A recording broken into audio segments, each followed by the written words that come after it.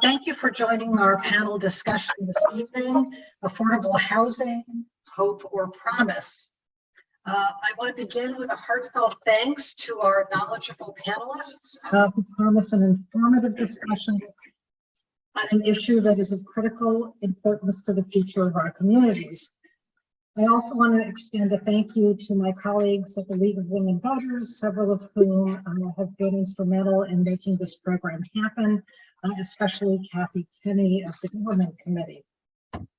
As many of you know, the League of Women Voters is a nonpartisan grassroots organization that educates voters about democracy and promotes voting. However, the League does not support or oppose political parties or candidates for public office. That said, the League of Women Voters of the Hamptons and North Fork at Shelter Island supports the November referendum for a 0.5% real estate transfer tax in support of affordable housing. Before we begin our program, we have a tradition of reciting the Pledge of Allegiance. We do this in support of America's democratic institutions and the belief that they should serve all Americans equitably. So I will recite the pledge. I pledge allegiance to the flag of the United States of America and to the republic for which it stands, one nation indivisible with liberty and justice for all. With that, I'd like to welcome our panelists. Fred Deal is the New York State Assemblyman representing District 1 of Long Island. He is also the architect of the Community Preservation Fund. Tom Rule is Director of the Office of Housing and Community Development for the town of East Hampton. Curtis Highsmith is Executive Director of the Southampton Housing Authority. And Amber Brock Williams is Deputy Supervisor for the town of Shelter Island. And I am your moderator. I'm Andrea Gabor, a journalism professor with Baruch College. Thank you again for joining us. The first question is for Assemblyman Deal. Please provide an explanation of the referendum on the November 8th ballot and how the 0.5% CPF tax on real estate transactions would work.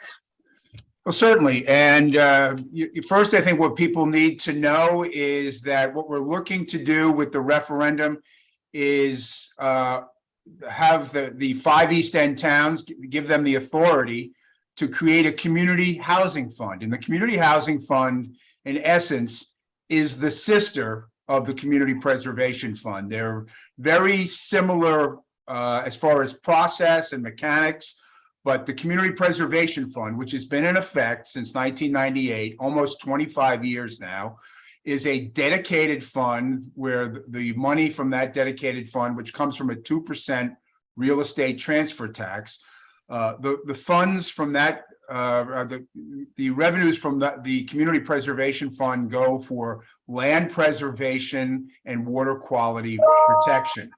Now, the legislation that we're talking about that's going to be the subject of a referendum in 4 of the 5 East End towns. That will be Southampton, East Hampton, Shelter Island, and Southold, all have decided to put it on the ballot. That is because in 2021, the state legislature and signed by Governor Kathy Hochul passed enabling legislation. Enabling legislation means we're giving the authority to each of the 5 East End towns to be able to create a community preservation fund. And so we in the state are not mandating it, but we're giving the authority to the towns to create it if they want to. And 4 of the 5 towns this year have decided that they want to move forward with that. So first of all, the Community Housing Fund itself, it would, again, like the Community Preservation Fund, be a dedicated fund, but this dedicated fund would be used for the provision of affordable or community housing for people in the community. That the housing fund, the dedicated fund, doesn't really give any new powers to the town. It is basically the existing authority that the towns have and the towns have exercised to create new housing. And that could be one of a number of different ways. It could be the town creating housing for ownership. It could be rental housing. It could be single family housing. It could be multifamily housing. It could be the town working in a public-private partnership. It could be accessory apartments. Anything that you could possibly think of, and maybe some things that the towns haven't thought of yet, where they would have tools to create affordable housing. This fund could be used for those purposes. And it would be funded by an additional 0.5% on the existing 2% real estate transfer tax. So the tax would go from 2 to 2.5%, but at the same time, we're increasing the amount of the exemption. The existing exemption in Shelter Island and East Hampton and Southampton currently is $250,000. Nobody pays any tax on the first $250,000. That would be increased for the entire 2.5% tax to $400,000. And on the North Fork, Riverhead and Shelter Island, it would go from $150,000 exemption to $200,000 of an exemption. So a dedicated fund for affordable housing, which would allow the towns to do much more in the way of providing housing opportunities that they can do now, funded by a real estate transfer tax with an increased exemption. The last thing I'll talk about is the process. And as I mentioned, the state legislature passed the enabling legislation, and that shifts the process to the local towns. The towns have to pass a local law creating the fund, which 4 of the 5 towns have done. But that local law is subject to a mandatory referendum, just like the Community Preservation Fund back in 1998. The voters had the ultimate say about whether they wanted a community preservation fund. They will also with a community housing fund. So this November 8th, Election Day, there will be a referendum in each of the 4 towns that have passed the local law. Again, as I said, East Hampton, Southampton, Shelter Island, and Southold have all passed a local law. So the last part of this is that before any money can be spent from the fund, assuming that the voters approve it, the towns are each required to put a housing plan together, which our town panelists, I'm sure, will talk much more about, so that the public knows, pursuant to a plan, exactly how the money in the community housing fund is going to be spent. So in a nutshell, the next step in the process is the public referendum, which voters will have the opportunity to vote on in November. And if it's approved, then there will be new funding available for all of the towns to increase opportunities for housing for those that are residents on the East End. Great, thank you. Just a quick follow-up. Riverhead is the one town that is not going to have this on the ballot in November, correct? That is correct, and probably what I should point out is that because they've decided not to move ahead yet this November, doesn't mean that they can't in the future. Okay. It's an authority that each of the towns have. 4 of the 5 towns decided to move ahead and exercise that authority this year, but Riverhead certainly could do it anytime in the future.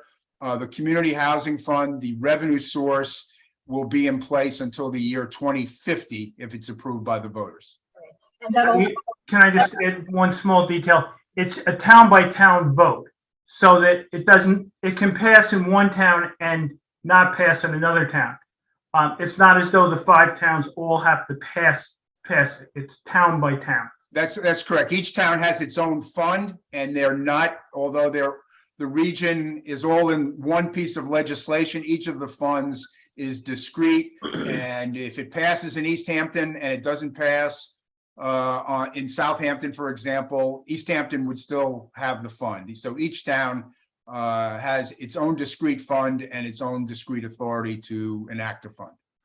Right, thank you. And should a town not pass the ballot measure, then in the next election cycle, theoretically, they could put it on the ballot again, right? Yeah, it's the way the law is written is that if it didn't pass in a particular town this year, The town certainly would have the opportunity to come back at another time in the future if they felt that circumstances or conditions had changed that might warrant another vote. Okay, thank you. Curtis and Tom, since both East Hampton and Southampton have built a fair amount of affordable housing already, I'd like to ask you to briefly describe the kind of housing you've built so far, whether it's mostly rental or owner-occupied, a combination, apartments, houses, whatever, and what key lessons have you learned in the process? I can start first. East Hampton's been in the affordable housing business, for want of a better term, not counting the trustees' early allotments back in the 1600s, since the early 1980s. And we have built single-family homes, Whalebone Woods, Green Hollow. We did a cooperative with New York State, helped the residents of a trailer park buy the trailer park. And it was cooperative ownership.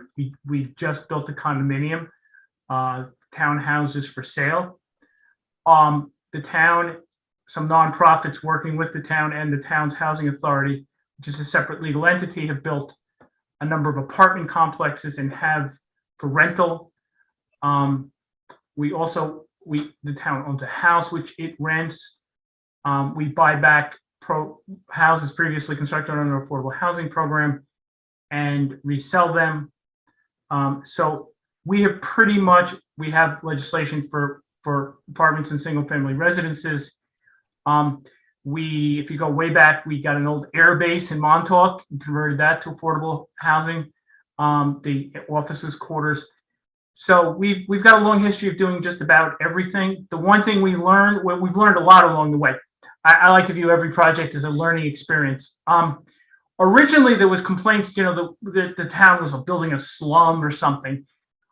So the recapture provisions were, they weren't as strict as they were. And it turned out that now we had houses that we had sold for $80,000 back in the 80s are now appraising for and selling for over $1 million.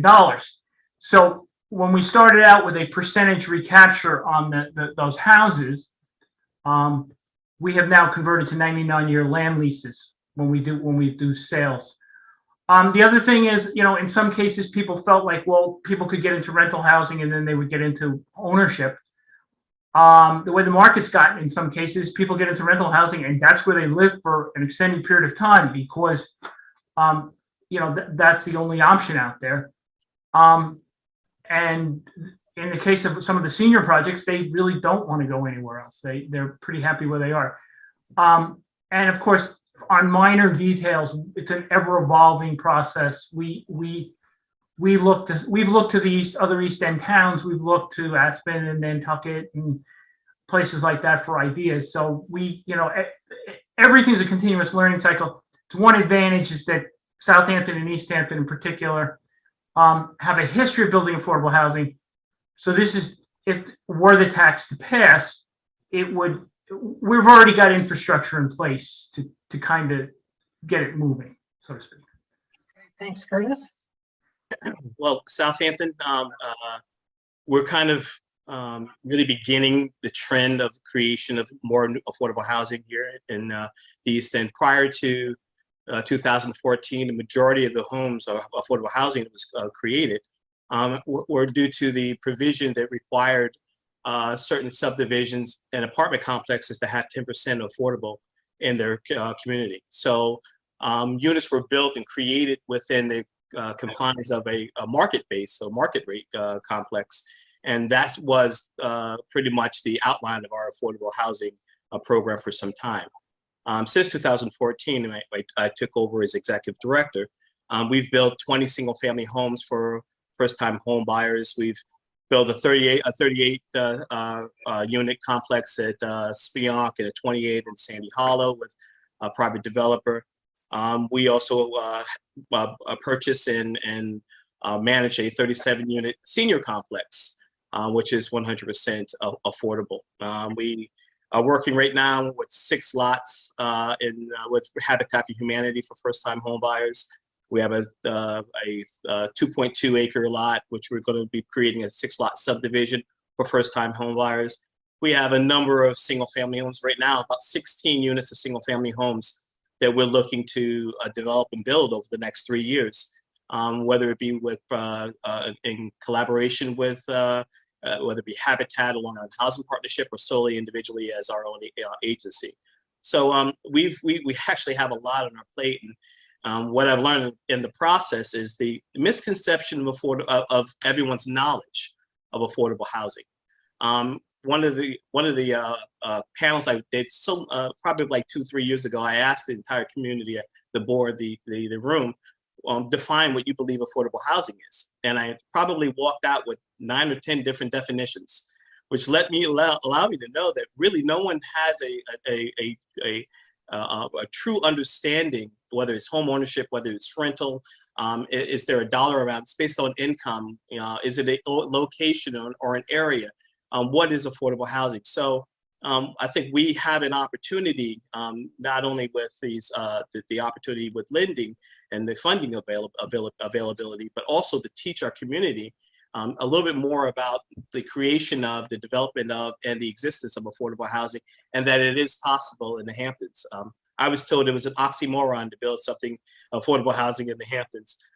We've shown we've shown this by demonstration that that's actually a possibility, and we're looking forward to continuing to move forward further. Great, thank you.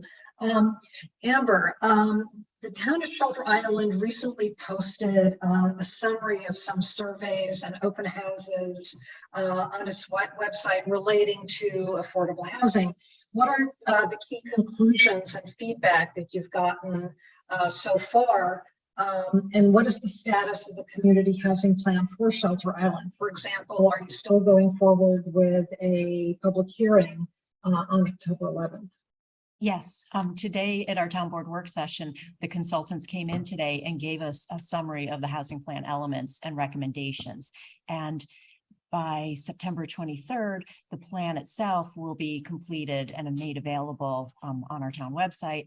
And we're going to schedule a public hearing on October 11th. So the public will have 2.5 weeks or so to read through the plan, give us feedback at that public hearing. And then the final adoption of the plan will be dependent upon what kind of feedback that we get and how we can incorporate it into the final document. As stated previously, the referendum on the November ballot is just for the transfer tax and the imposition of the transfer tax. It's not on the housing plan itself. Before any funds can be expended from our housing plan, of course, we have to, from our fund, we have to have the housing plan in place. So it's all coming together, and we want to have as much information out there as possible by the October 11th public hearing. And the recommendations that came out in the presentation that was given today is that in the short term, one of our focuses should be on increasing affordable rental housing stock.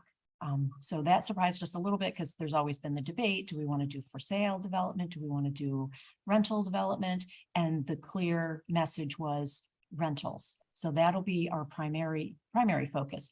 And the recommendations are to approach it in a couple of different ways. One would be building on town-owned land, which would keep it affordable.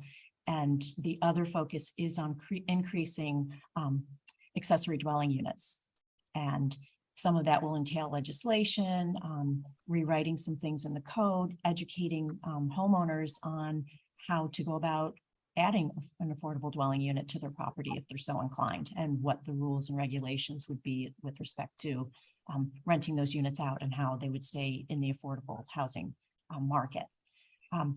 In addition to that, another short-term focus is on the best way to manage community housing. Unlike East Hampton and Southampton, we do not have a housing authority. We do not have the in-house expertise in order to administer and manage affordable housing. So we have to focus on how we can get that kind of expertise. And I think initially that's either going to be maybe through an intermunicipal agreement with another town that has a housing authority, whereby we would share resources and reimburse another town for those that expertise that would be borrowing, or working with a not-for-profit that is in the in the business of doing affordable housing. So we have to focus on those two things initially, how to increase our rental stock and how to manage the housing itself.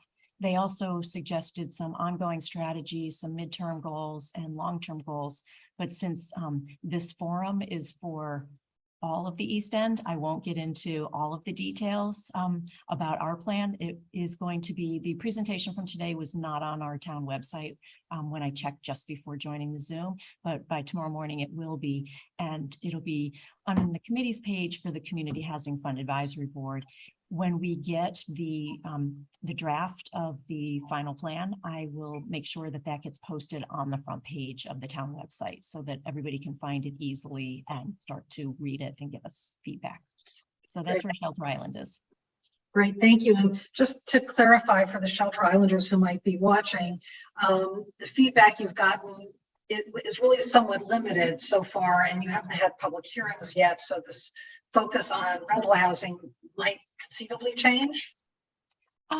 It could. I mean, we've had, there's been a number of ways that we've been gathering input. We've had public forums, a couple in the summertime. There's also an advocacy group that's had some informational meetings that most members of the Community Housing Board, as well as the Community Housing Fund Advisory Board, have attended. There's also been a lot of work that's been, well, we had a survey as well. And then also the Community Housing Board has spent a lot of time, and thank you to East Hampton and Southampton, especially Tom and Curtis, going around and understanding how they have accomplished affordable housing and what the pitfalls are. So that's all come together to inform how we think we need to move forward. Great, thank you. So really a question for everyone, perhaps starting with Fred. How do you define, and Curtis touched on this a little bit, how do you define the need out there for affordable housing in terms of income levels, in terms of demographics? Are we talking about worker housing, senior housing, a combination, something different? Yeah, I can start with that. And, first, I will start by passing the buck on some of the stuff to the towns. And that is, they have done extensive studies, and the county has done studies about need for housing and all of that. I'll focus on two aspects of it, though. And that is, if there's one thing that I think everybody agrees on, is that there is a desperate, critical need for affordable housing. And perhaps some of the other panelists can talk about numbers and surveys and all of that. But, from my perspective, having grown up and lived in Sag Harbor all my life, and, what we are all seeing is that almost every problem that we face on the east end of Long Island, one way or another, gets back to affordable housing. Too much traffic on the roads in the morning heading east, it's because people can't afford to live here. They live further to the west where it's less expensive to live, and they have to drive to their jobs because their jobs are here on the east end, but they can't afford to live here. Talk to the local volunteer fire department or the local ambulance corps. They will tell you that they're having difficulty recruiting and retaining people for their volunteer services. Talk to the local hospital. They'll tell you they have vacancies because even among doctors and nurses, professionals, because they can't afford to live here, let alone talking to, the Main Street business this summer who was trying to hire a waiter or a waitress, or the local school districts that are, trying to recruit and retain, teachers for their district. And, when I grew up in Sag Harbor and went to Pearson High School, the teachers lived in the community. And that was a vital part of the school community, is having your teachers in the community. They were there for extracurricular activities. They were there to help students, all of that. Those are the kinds of things that we're losing. And so, the need, I think anecdotally, we see it every day. It's in front of our face. And it's only been exacerbated by the pandemic, because the pandemic has raised prices, reduced inventory, and the demand and the resources of those trying to buy a second home are outpacing the ability of those who need a first home to be able to compete in the market. So, that's one way of looking at the need. The other is what's in the statute. And, again, we were, when we're looking for a balanced community and, looking at where the need is, basically, if you're below the median income for a family income, if you're in the 50% that's below the median income, this legislation is drafted in a way that you would be eligible to participate in this program. So, it's not some, narrow group in the community. It is basically half of the families that live on the East End would be eligible because that's how bad the need is. And, we've linked this to some of the state housing programs and as far as income goes, they update these numbers all the time, but for a family of two, I think the income, that eligibility for a family, a two-person family is somewhere an income in the range of about $155,000. And then as far as, what is an affordable house, we couldn't use the state numbers for Suffolk County because housing prices are so much higher on the East End. So, we are using 150% of what, the state number is for Suffolk County because, just in the last 2 or 3 years alone, and again, our other panelists can probably get to this, but, you'd be hard pressed in Southampton or East Hampton or even Shelter Island to find a home under $1 million right now. If you look hard in some communities, you might be able to find something for 800,000 or 900,000, but we're talking about high prices compared with the rest of Suffolk and compared with the rest of the state. So the law adjusts for that. It has to reflect what our market is and what new homeowners and renters are facing, when they're trying to get housing. So that's how we dealt with it, kind of, the numbers of it. On income and housing. But, again, when you look at need, it's in front of our faces every day, whether it's traffic or the ambulance company or the hospital or the school or the Main Street business. I would say that it's in all income groups. Those of us, and I know Curtis and I run Section 8 programs, we have people with vouchers who can't find units. But a lot of the federal programs that we've used in the past and a lot of the subsidies that even come from New York State we've used in the past have been at the lower than 80% of median income. What's really good about this tax is it, as Fred said, it goes to a higher income group because the middle class has really been hit hard because, and that's the group that wants to buy a home. And our fire department volunteers lost 2 people who moved to Flanders. Now, Flanders is still in the East End. It's in Southampton town. But that's a loss for East Hampton because now they're going to join the Flanders and they're going to be part of the commute that goes on the roads. We're losing town employees because they don't want to, they get trained and they don't want to drive out in that commute and they cannot afford to live here. I've had accountants, doctors, medical personnel, supermarkets, chambers of commerce say, please don't forget us when you're trying to say we're prioritize where the money's going. Everybody is, there's some restaurants that weren't open this summer because they simply couldn't get people there. And we've had, we have signs up all over the place, snowplow drivers wanted. It affects everyone equally. Unfortunately, it's equally badly. And it's particularly hard hitting, not on my generation, but on the younger generation that, they want to be here, but they're driven out. And at some point, you can't run a community with no employees, where everybody's either vacationing or retired. It just doesn't work very well that way. I want to piggyback off of what Tom said, because it hits me personally. I've said several times in discussion that I have a 26-year-old son and a 22-year-old daughter. My son works here locally in the village of Southampton, and we had to retrofit an apartment in our basement to accommodate him and his family, because there's just nothing available and nothing around that he could actually afford to be in and also take care of his family. My daughter, who graduated from Villanova, she has the ability and means to do wonderful things, which bottom line, we're going to lose that talent. She moved back to Pennsylvania and she's working out there, and she has no plans to move back here because between her friends and herself not having means and opportunity for housing, it becomes extremely difficult. No one wants to live in mommy and daddy's basement forever, I hope.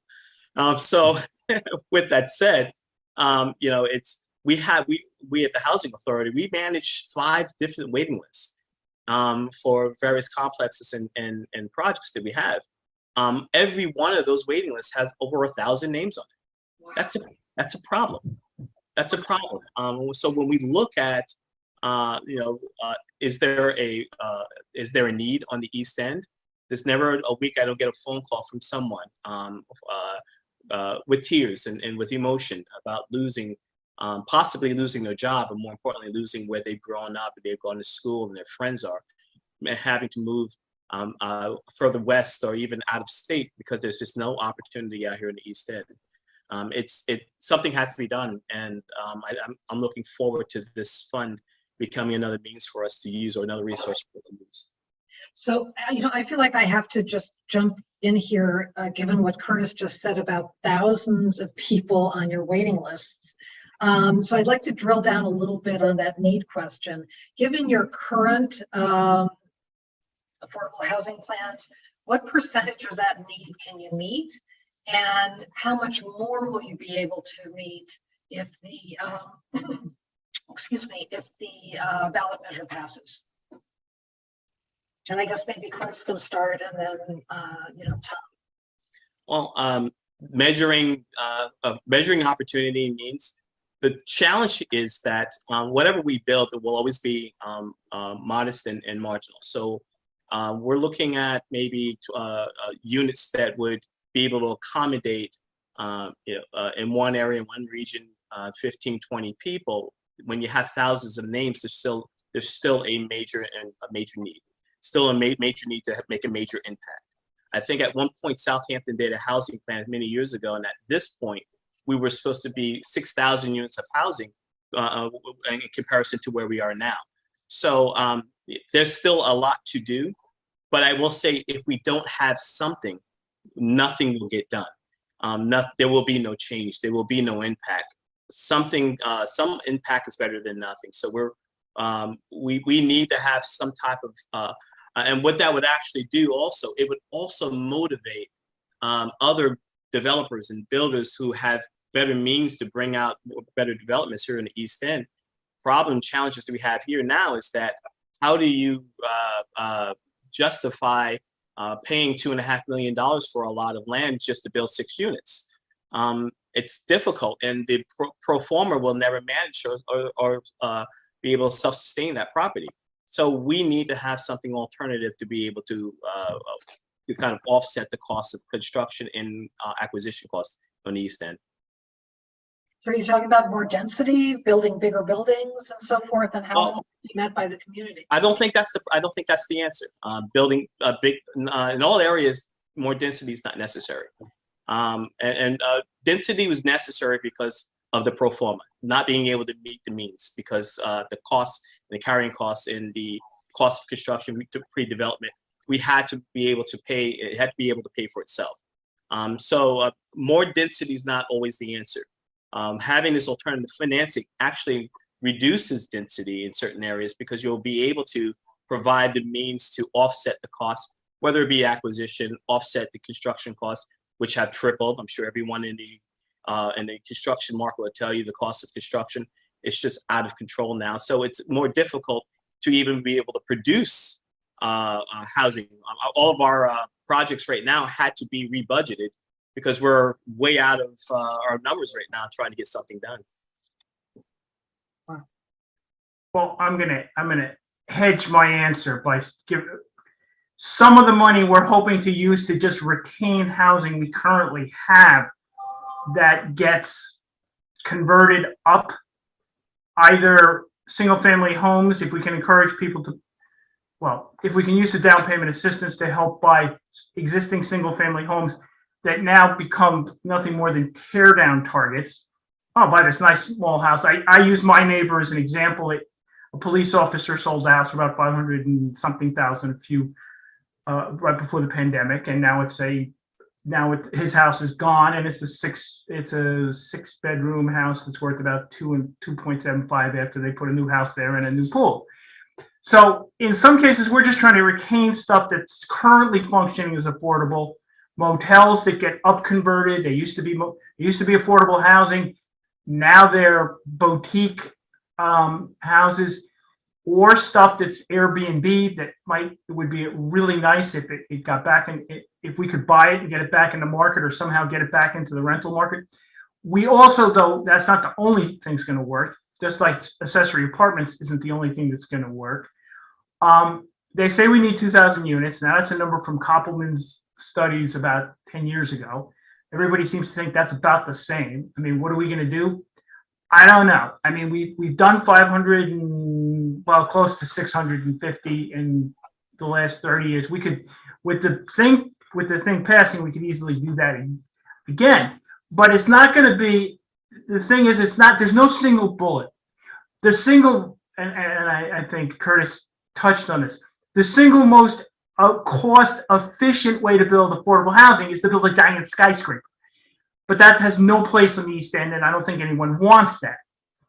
So what we're building is a little bit more inefficient because it's less density, less massive density, and more spread out, and more, so it costs more.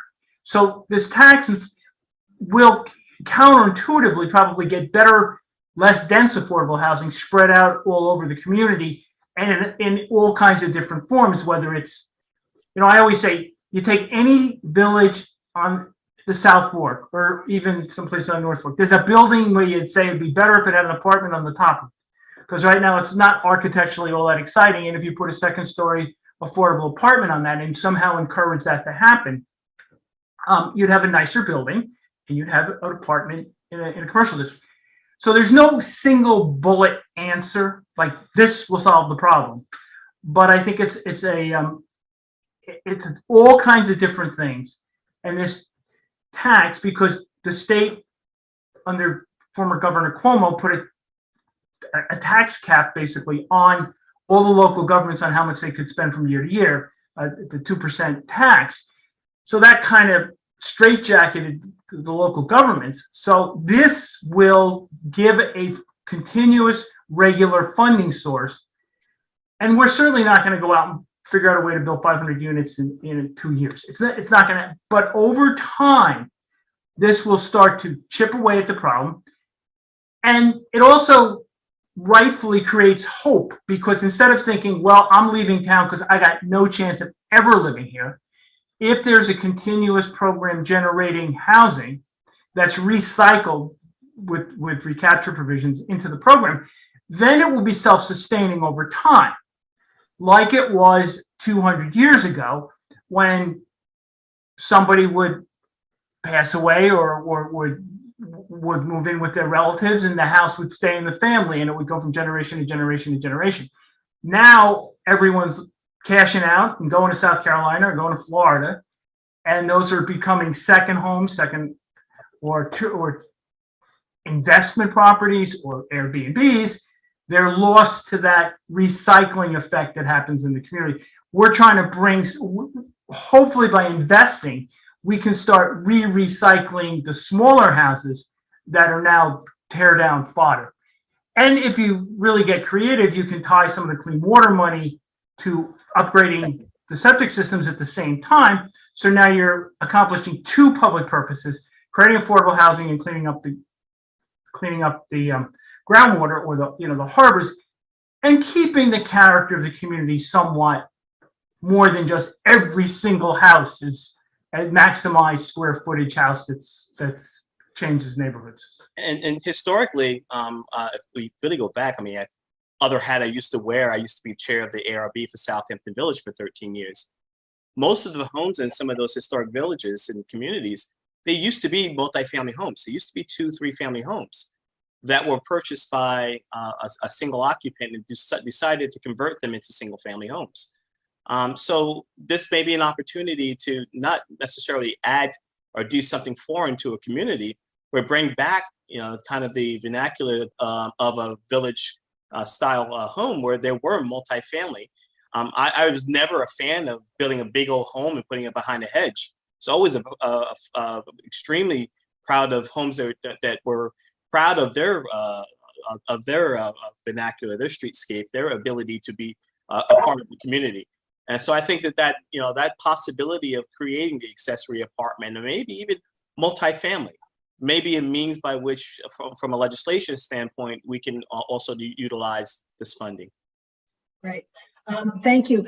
Curtis and Tom, could you describe a little bit the role of the transfer of development, the role that transfer of development rights have played in Southampton and East Hampton in terms of your affordable housing strategy? Well, we transfer development rights to meet the Suffolk County Department of Health Services sewage flow rate regulations. The short answer is one of the limitations on affordable housing on the East End has always been the fact that we don't have sewers, or we don't have sewage treatment, or whatever you want to call it. Now, certain pockets do. Sag Harbor has some, and Greenport does, but for the most part, we don't have sewage treatment. So the density, we can go to double density with transfer development rights off of the open space that we buy. I would imagine we're all going to evolve towards sewage treatment, either these innovative alternatives, which are the nitrogen systems, or the last housing authority project in East Hampton has full sewage treatment. And that's something that would be enabled. The clean water legislation includes provisions preventing it from being used for affordable housing purposes. It was not designed to increase density. It was designed to clean up the existing density. So we can't use that money to clean water on new projects. But if the transfer tax were to pass, you could use money from the transfer tax to put cleaner systems, full sewage treatment, which would allow you to get a little bit of a tighter development. But right now, without that kind of funding, we've been using transfer development rights to double density.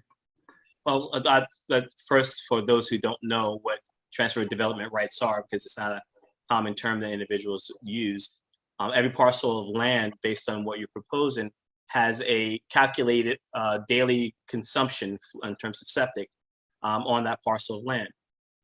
What ends up happening is most of our lots, which are small lots, cannot handle the maximum capacity or consumption that's been calculated, usually generally by an engineer, on what the daily consumption will be. So therefore, in order for something to be built, they would have to take the development rights off of a parcel somewhere else, usually in the same watershed or same school district or somewhere close by, unless it's pine barren credits, which is something entirely different. I don't want to get into, because we can go all day long talking about credits. But bottom line is, we don't have a determination on what that amount is. We get we're advised what our needs are. The challenge is finding where the receptive lot will be for the land on the lot that we're looking for. So we're, a lot of the property that has been land banked doesn't necessarily allow us or have the ability for us to transfer those rights onto the lots that we're proposed that we're looking to build. So there's a deficiency also on transfer or available transfer development rights, which adds an additional cost, because now we have to go into the open market where there are for market developers or builders or investors that own credits that we would have to purchase from. So that's an additional cost we have to infer in order for the project, in order for us to build what we're looking for. So, development and pre-development are another means by which we need funding on not only just construction costs, but there's a lot that goes into pre-development before we get to a point of even constructing anything that we have to take into consideration for our funding. Okay, great, thank you. Just for Shelter Island to weigh in for a second on the TDRs, we recently engaged consultants to take a look because we do not have a TDR program, and we were found because we don't have the infrastructure on Shelter Island with water and sewer, we can't do anything with TDRs, so we're not able to do any double density other than what the county allows through variances. So it's going to create higher costs for us to build affordable housing. So it's off the table, but the community was a little bit, we're pushing back on like how many TDRs are we going to get and how much density was that going to create. So we have a natural limitation because we can't do a TDR program. Okay, thank you. All of you have mentioned water, sewer, sewage systems, et cetera. And I know that on Shelter Island, there's been a lot of concern about the effect of increased density on water quality. So can you all expand a little bit, Tom and Curtis, on sort of how your towns have dealt with this? And I can't remember, I think Tom mentioned that there's an opportunity here to actually clean up some of the water. Can you expand on that a little bit? Well, I think, some of the smaller houses in East Hampton are older houses, and they may or may not have, updated septic systems. Now, yes, it's true that if somebody buys them, tears them down, and puts a McMansion, they're going to be required to upgrade the system. So I'm not, it's not that.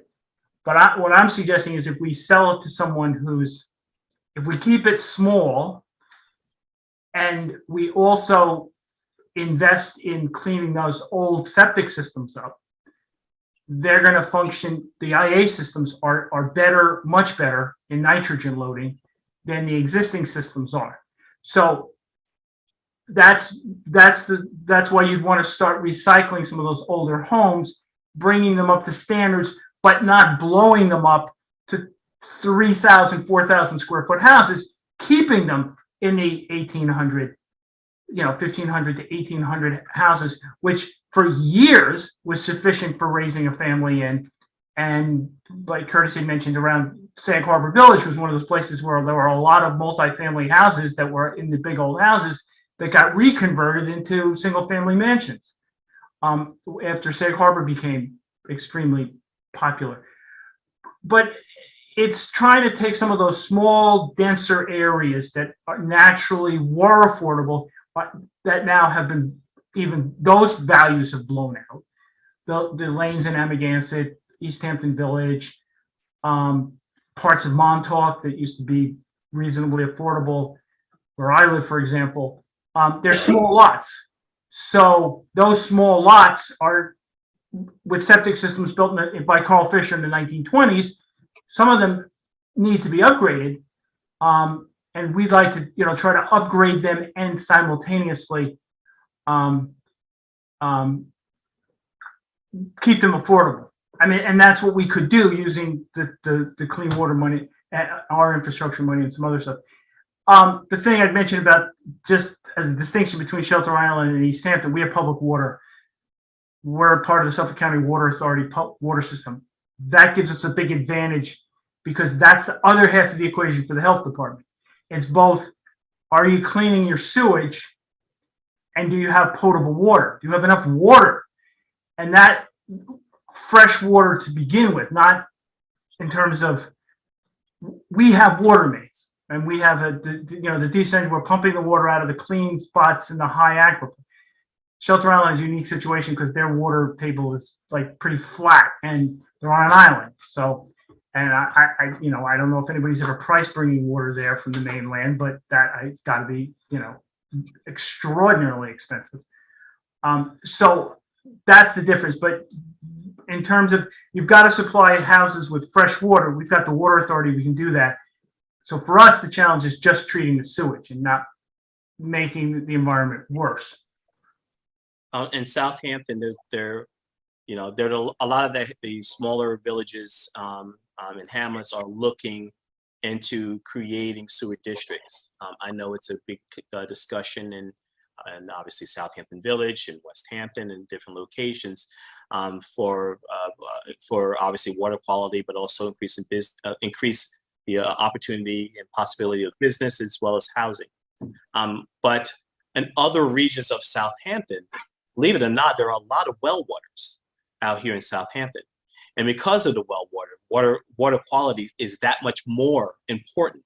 So once a project or whether it be a home improvement renovation, once it goes to the health department, 99% of the time they're going to require you to upgrade your septic.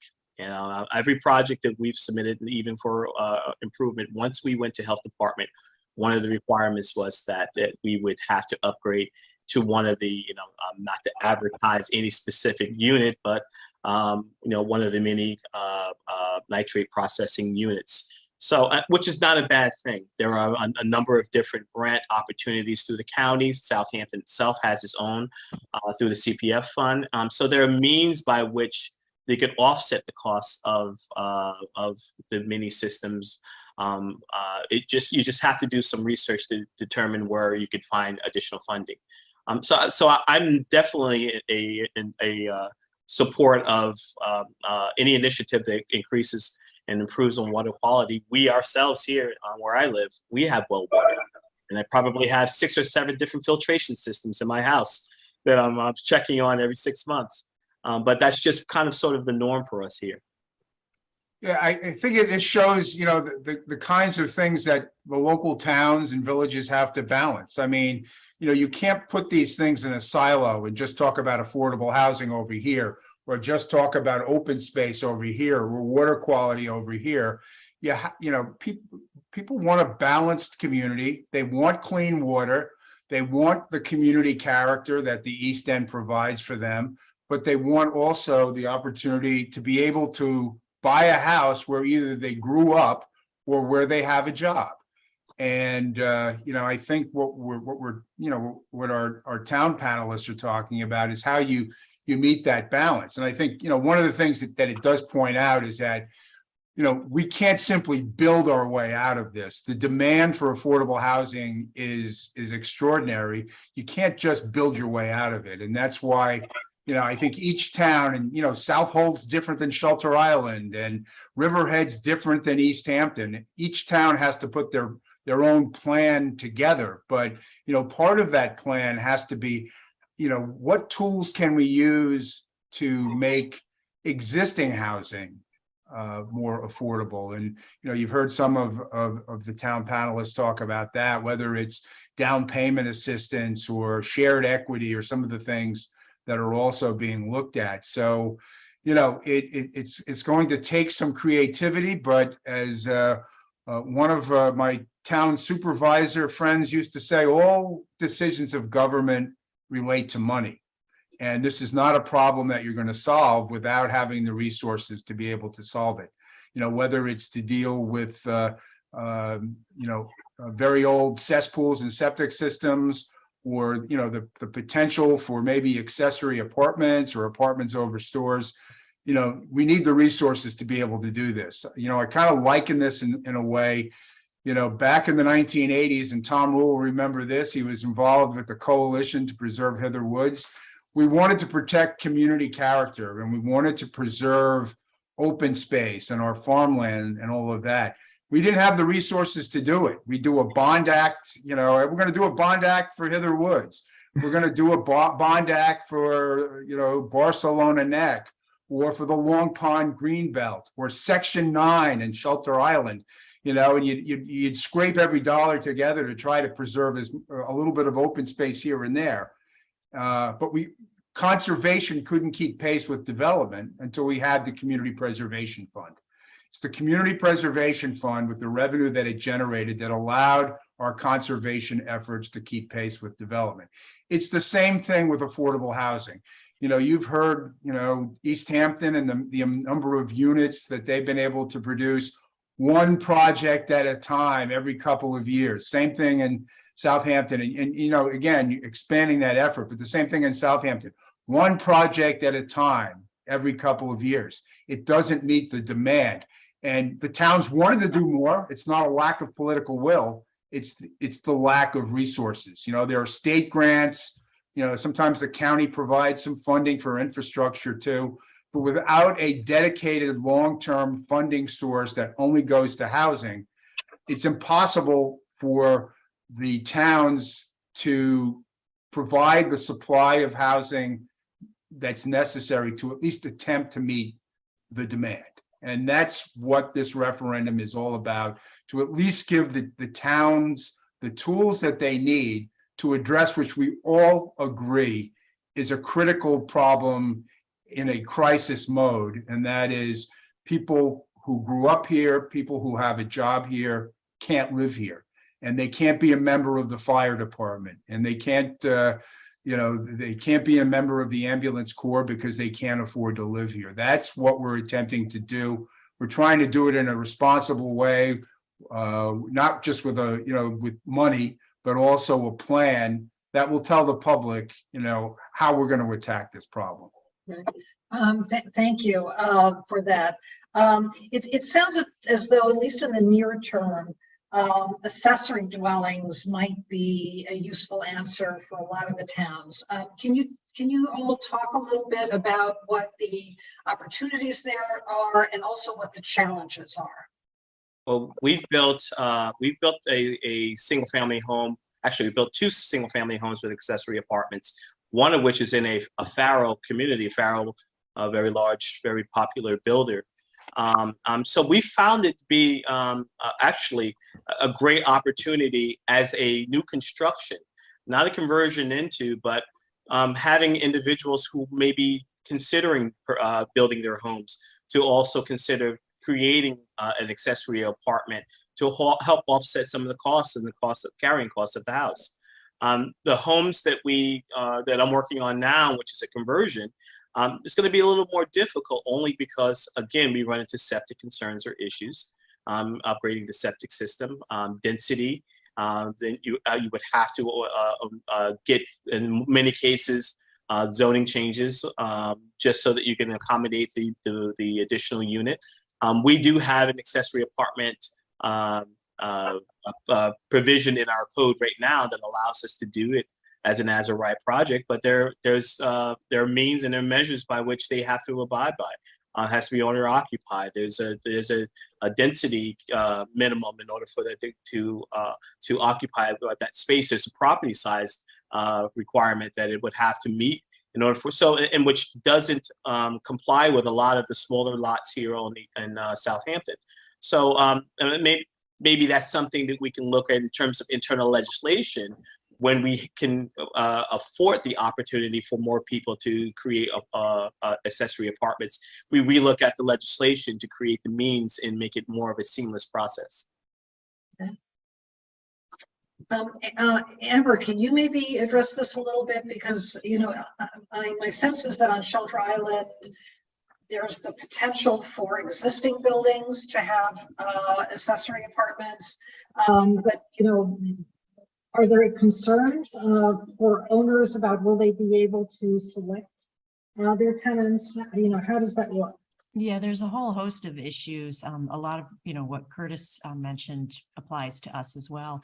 But we have legislation in place where you can have accessory sleeping quarters that you can rent out as a short-term rental, but you can't rent it as an accessory apartment.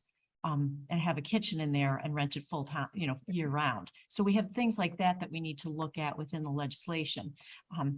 We need to balance that with, the nearshore overlay district to see whether or not it creates, water quality issues that, might be concerning. If you, build too many ADUs in the nearshore overlay district, are we polluting, our groundwater or our, surface waters draining into the bays? So there's a whole balancing act that really needs to be looked at very carefully and analyzed so that we can move forward. But Is it though a potentially good solution for Shelter Island or other towns? Yes, definitely. We've had a couple of applications start to come before the zoning board, and then also they'll have to go before the community housing board to get community housing zoning for having an accessory dwelling unit. But, you know, it's a small, you know, a couple of small parcels where they need to get the zoning variance in order to have two livable units on the property. But it would help the homeowner, you know, just have a tenant in there that they can you know, help them pay the mortgage and, you know, the construction costs when you're building two houses or two units as opposed to just the one house, can make it more affordable for someone, you know, who wants to live on Shelter Island year round, sort of carry that. We know that we need to look at, you know, what kind of lottery system would be in place for people who would be eligible to go into those units, you know, what kind of restrictions we need to grant in order to maintain affordability so that maybe somebody gets the variance to create year-round housing, and then a few years down the road, it's no longer affordable. They've raised the rent. So we have to make sure we've got all of the right administration around what we're doing to keep it affordable in perpetuity. To some degree, it reminds me of something that happened in Colorado. Everybody was in favor of public transit because they were hoping somebody else would take the bus and they could drive their car to the ski resorts unimpeded. This is one of those things that's going to be part of the solution. It absolutely, positively has to be part of the solution, but it's never really solved the problem in anywhere with the possible exception of Berkeley. We had somebody from Martha's Vineyard come talk to us about their program, and we asked them about it, and he goes, "It doesn't work. What we need here is a transfer tax, and we've got it on the ballot because we have 30 something in our town. We built 30 units in 2 years. The housing authority did. We've gotten that number of apartments. Some people, and I'll throw myself in that group, just do not want someone else in my house renting. I mean, it's just the truth. So some people are doing fine on the open market, for want of a better term, renting without a approved unit under the radar. Some people are renting and not declaring it on their income tax, and they like to keep doing that. And so I think under the radar, there's a lot of illegal rentals, or what do you want to call them, apartments. And that is what's keeping, frankly, if we didn't have those, we probably wouldn't have a year-round population. No. But I think it's a solution. If the focus is on that and that alone is a solution, and I don't think anyone here is saying that, it's not going to work. There's no way that anyone's ever demonstrated that it's worked. As part of a bigger plan, including businesses putting accessory dwellings in their structures for their employees or for other employees around there, if you can meet the sewage issues, that could very well be because a lot of businesses are asking, please, just, I don't want, let me build something on my property for my employees. Some of the businesses we have that have larger pieces of property. Thank you. Speaking, Amber mentioned lotteries. If you convert an existing building to include an accessory apartment, how much control does the landlord retain over who they can rent to if they're using affordable housing funds? The honest answer is every town has different restrictions, different regulations, their own zoning code. In East Hampton, you can rent it to whoever you want as long as it's a year-round rental and the person you're renting it to lives in East Hampton. It's a year-round rental and the rent is capped. You pick them, we qualify them. Now, forgetting for a minute patterns of discrimination and things like that, just in terms of our regulatory, but each town can choose to do it. In fact, each village, even villages have their own zoning, can choose to employ whatever system they feel is necessary, provided it's not in any way discriminatory. So it's really a local issue that no one person can answer for everybody else. Each town is different. Thank you. As Fred mentioned, I think at the very beginning, under the existing CPF law in Southampton, East Hampton, and Shelter Island, the first 250,000 of transfer is tax exempt. In Southold and Riverhead, it's less. The new proposal increases the exemption again in Southampton, East Hampton, and Shelter Island to 400,000. Won't CPF funds overall be reduced? Isn't there a trade-off here between open space versus affordable housing? Well, certainly by increasing the exemption on the full tax, has an impact on reducing some of the revenue. It is because that is not where the market is. Most of the revenue is generated on very high, on the luxury high end of the market. It is not going to have a major impact on revenue, but it will have some. It will reduce revenue to a small degree. But the one thing I would mention with regard to that is we picked the $250,000 exemption for Southampton, East Hampton, and Shelter Island in 1998 because that was the median price of a house, and we didn't want to affect the affordable housing market, so it was $250,000. We haven't updated that number in 25 years, so it was in need of of being updated to begin with. It will be a small revenue loss to the Community Preservation Fund, but look at it this way also.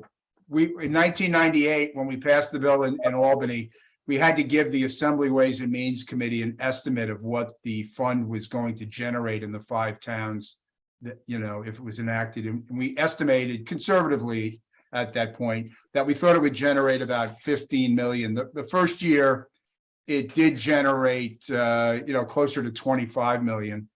But, last year in the pandemic, which, was a extraordinary year, it's a volatile revenue stream, but we've averaged $100 million a year through most of the last decade. Now, it's been as low as 40 million right after the Great Recession in 2009. And last year, because everybody wanted to buy a house on the east end of Long Island in 2021, it went to 210 million, just to give you an idea. So it's a volatile revenue stream. From my perspective, increasing the exemption to make sure we don't impact the affordable housing market, given everything else that the CPF has generated and where the market is a small trade-off for helping to promote affordable and community housing on the East End. Great, thank you. Each of you has touched on non-construction uses for this funding. Could you talk a little bit more about, for example, how shared equity works, down payment assistance, other financing options that might be made possible by this funding? Well, I'll try to tackle that first because one of the things we put in the bill, again, all these decisions on what tools to use will be up to the towns. But the idea of shared equity was, if there was a house for $800,000 out there, the biggest problem for somebody trying to buy a house is getting into the market. The down payment or just having enough to be able to, to have a bank mortgage. The idea of shared equity would be, let's say on an $800,000 house, the community housing fund could provide up to $400,000 to that person to then go and leverage that to get a bank loan. But it wouldn't be a gift. It wouldn't be a giveaway. The town would have a share in the equity of that house. So that at the other end, when the house gets sold, maybe 5 years later it gets sold for $1.5 million. If the town had 50% of the equity at the beginning, they'd get 50% out of the equity at the end. So you would share the gain. That money that was part of the town's equity would go back into the housing fund to help another family. And, the person who got the benefit to begin with could take their increase in equity and go and, if they wanted to buy a bigger, better house, they'd have some money to be able to do that. So, one of the big encumbrances, the impediments, the roadblocks to affordable housing is getting in the market in the first place. And the concept of shared equity, as it's worked in other communities, across the country, is to get them in. But, hey, there's no free lunch. We got you into a house. When you sell, we want our money back and we want part of the gain. And that's how that would work. And again, nobody's ever bought, there's been lots of housing programs that have helped, whether, it was, through the federal government, whether it was, helping veterans or, different programs that are out there. Lots of folks have gotten help. This is just another way to try to help them. But, no giveaways. You've got to, once you've gotten the benefit and you've got your house and you can move on, you've got to pay it back. We do something similar to that here in Southampton. When I first took over, there was an affordable housing initiative out in Bridgehampton, and similar situation happened there. That happened out there, Tom. Homes that were purchased for $120,000, and now they were selling them for $1.2 million. So it seemed a little kind of an insult to the program that they weren't kept in perpetuity. So when I took over, we created, myself and Kara Back, she was the town attorney at the time, we created what's called the buyer benefit program. And what basically we do is if we have a parcel of land, and the land appraises usually at $900,000 back then, and we're selling the house for $300,000. The equity between the two would be a note and mortgage that's filed in the county as a buyer benefit note and mortgage. And in the body of that note would also be the resale provisions, gives instructions on how you would resell that parcel. So if a person lives there for 5 years and decides after 5 years they want to sell, there's an actual provision. You give the town or our community the first right of refusal to find an applicant. You're able to find one yourself. They would have to qualify under our means. If there were just specific measures to ensure that the parcel just doesn't get lost by the market. It also, because it's a note mortgage in the county, it comes up in all title searches. So no one can slip it through and instantly just sell the property without having some type of reaction from your title report. That's one means by which shared equity could have been used, but down payment assistance definitely. Home improvement. A lot of people living in their homes right now, they need upkeep. They need stabilization. They need the homes to be revitalized. They need the homes to be updated. Not necessarily just for means for an accessory apartment, but also they're living and because their home is not energy efficient now, their carrying costs and their energy costs and the cost of living in that house becomes unaffordable. So there are other unaffordabilities other than the cost of the property itself, operations of the property, updating the septic, updating the windows and the doors to ensure that the house is energy efficient. That could be a means. If we sat here and we thought about the endless amount of opportunity that we can utilize funding just based on what currently exists with through the county and through the state with home funds and through state funding, they have parameters now. We can mirror that, but we also can open up the doors locally to what we currently need and what we find that are some of the essential needs for the local area. We started, our first affordable housing was shared equity, and probably one of the best investments the town ever made. Unfortunately, we lose those because we didn't have a right of first purchase. But we made a lot of money off of it. We invested, I think it was $7,000 per lot, and now the lots are worth close to $400,000. So, hey, great investment. Our goal really is to use the shared equity to keep the on resale affordable. It's an investment, like Fred was saying, that you own half the house, say, We own the other half. We get half the appreciation. We hopefully keep it affordable. If we don't, we get back that profit, recycle it through the program, and use it for something else. And as Curtis said, he mentioned two programs, home and CBG, or community development block grant. They don't go to middle class. They only go to 80% median. So this fund could be used to go above that to the middle class who have the house they're holding on by their fingernails because, and it's not as energy efficient and it can be used to keep them affordable and also solve some other goals. We both run home improvement programs, but again, the cap is lower because they're federally funded. This could allow it to be expanded up to, as one of the items. Let's put it that way. Just picking up on that for a moment. Have any of you looked at community land trust housing, which promotes homeownership and long-term affordability? Well, we stole their lease idea. I mean, we're using a lease based in part on community land trusts.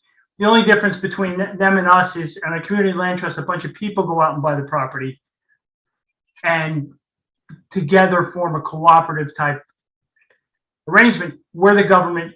We're the only one right now who can afford to buy property in East Hampton, because you're not going to, a bunch of moderate income people are not going to buy a farm like they might have done in Vermont.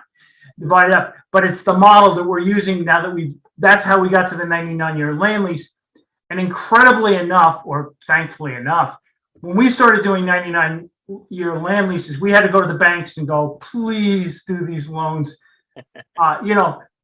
Because of the community land trusts, Fannie Mae will now buy a property that has a lease on it if you use the community land trust model. And we've actually currently negotiating with New York State Affordable Housing Corporation, Sony Mayhem, their sister agency, because they're to get them to do mortgage financing on two properties we have that 99-year land lease. So the community land trusts, we kind of use their idea and then flipped around. Their idea made it possible for the big lending institutions to now look at 99-year land leases like, oh yeah, that's no problem, because the mortgage is only 30 years. Before that, they're like, you want us to loan a mortgage on leased property? And we'd be like, please, we'll give you, we'll make it work. So it's kind of a synergy. Everybody's in the same business, learning from each other, I guess. Well, you can think about that, and now you said that, it just reminded me that even with the down payment assistance, there may be means now by which, instead of an individual having to pay high PMI payments and mortgage insurance payments, now that mortgage now becomes conforming, and which is obviously a long-term savings for the applicant, and it keeps it conforming rates, conforming pricing, conforming payments, makes it easier for them to get a loan, and that's another possibility and opportunity under the down payment assistance program. Great. Wow, this has been a fabulous conversation. I'd just like to ask each of you, is there anything we haven't talked about this evening that you think we should mention before we wrap up? Yeah, I'll try to do this quickly, but I do want to mention this. Some people say, well, why don't you just take money out of the Community Preservation Fund and use it for affordable housing? I hear it all the time. And it's a uniquely South Fork Hamptons kind of thing because of the housing market here. It's a dedicated fund. When it used to be, there would be lawsuits when people tried to take money out of open space accounts and use it for other purposes. But a couple of things. One is that none of the towns have completed their open space plans yet. And that's particularly true on the North Fork and Shelter Island, where they haven't generated the kind of money that East Hampton and Southampton have. Second, the fund is also being used for water quality now. And I can assure you that we're not even close to reversing the trends on water quality that we're trying to reverse. And there are legal reasons also. The towns took money out of the Community Preservation Fund. They bonded against that revenue, and they've got to pay those bonds off. And people that bought those bonds don't take kindly to taking the money that's pledged to those bonds and utilizing it for other purposes. It simply, it sounds like, well, just use the Community Preservation Fund. It is not a practical alternative. Housing is a discrete and distinct need. It deserves a long-term solution, not one that is based on, well, there was a couple of good years in the Community Preservation Fund, let's put it towards housing. So, I just want to get it out there that, if we thought that we could meet all of the needs for land preservation, water quality, and housing within the existing program we have now, certainly that would have been the easier thing to do. It just isn't possible. And, you really need to segregate the housing program from the environmental program. You don't want the housing advocates saying, to the environmentalists, well, we're not getting enough, or this or that. Each purpose needs its own fund, and that's what we're attempting to do here. I would just say that the need is well established. You don't need any of us to tell you that there's the need. We're utilizing a tool that we use for land preservation that we know works. One of the most successful programs in the United States when it comes to land preservation. There's no reason why it can't work for housing. The last part of the component, of this, or that the towns, are dealing with now is, as I said, we know there's a need. We know this tool works. It's only up to the towns now, which is what they're doing, to tell people how they're going to use the money, so that people feel comfortable with the whole idea of a community housing fund. So that's kind of the three-legged stool, and we're trying to touch all of them. And November 8th is only it's less than 2 months away. I think it's a critical opportunity for people who have been lamenting the issue of housing here for decades.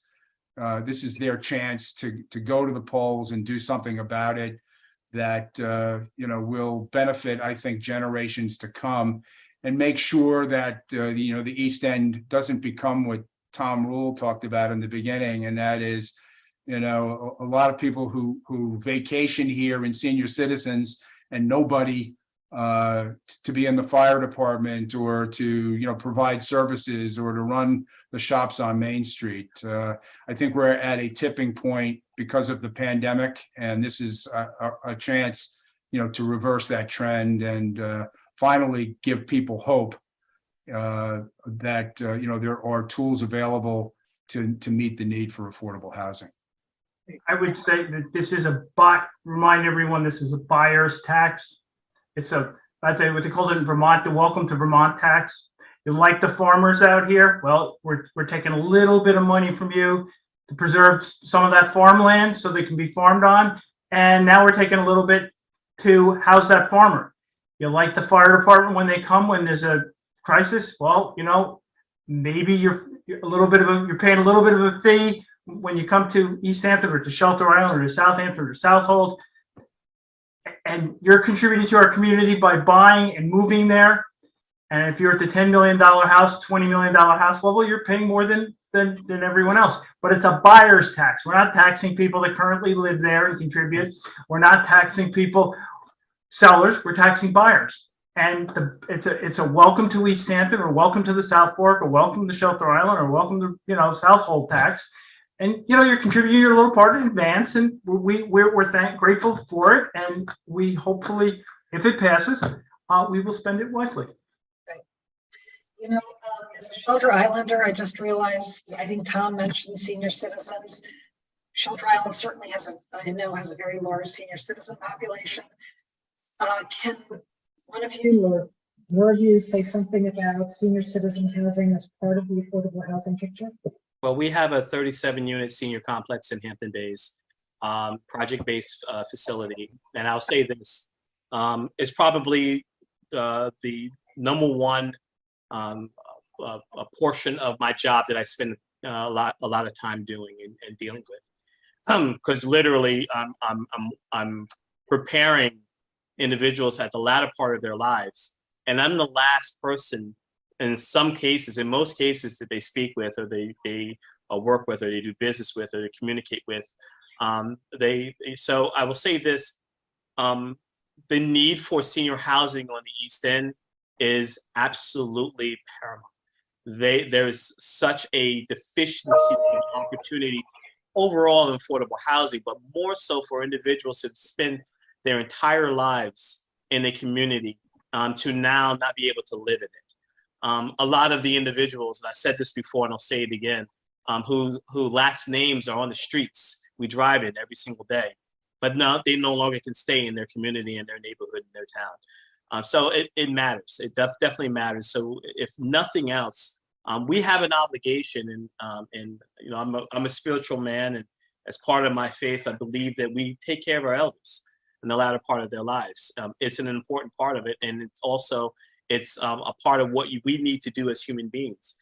So yes, a concentrated effort to do what we can to assist in creating more senior opportunities, senior housing, and then opportunity for recreation in the area for them to participate in. Senior centers and parks, and we work well with the Hampton Bays Senior Center, and we do our own thing. And I have a bus that pulls up to our place in the summertime and takes the seniors sometimes to Foxwood.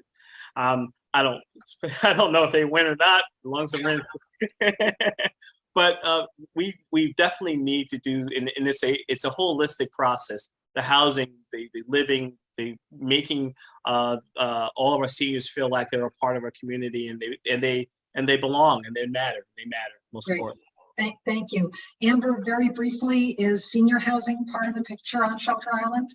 Yes, it's, I had only gone over the short-term goals and strategies, but it is in the continuing strategies to understand better what the needs are of our seniors. And we've, gathered some anecdotal information from the forums that we had as far as people who were selling to leave the community, and, they wish that there was a different, method that they could have perhaps, rented to somebody, did some sort of shared program for a little while so they could stay in their homes. And then, as they pass on or, move into, a retirement home or something like that, have something worked out where they pass on the home to the person who was helping to rake the leaves in the yard and things like that, and accessory dwelling units played into that a little bit. So we've got anecdotal information, but we need more real hard data. So that's part of the strategy, is to get more of that.